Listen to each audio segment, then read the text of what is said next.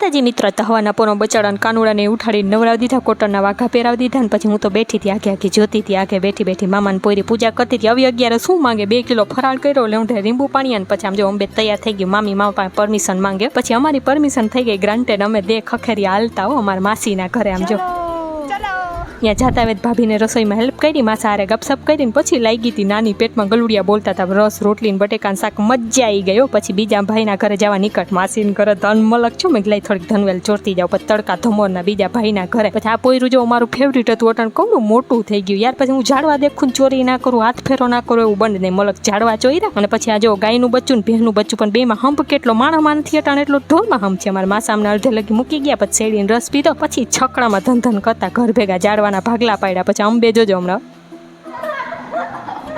અમે દુઃખી સુખી કઈ સમજાતું નથી. પછી આમ જો મામીએ કંઈક નાખી દીધું ઠેલામાં. પછી ઘરે આવ્યા હતા તો લાઈટ જ નંબરે.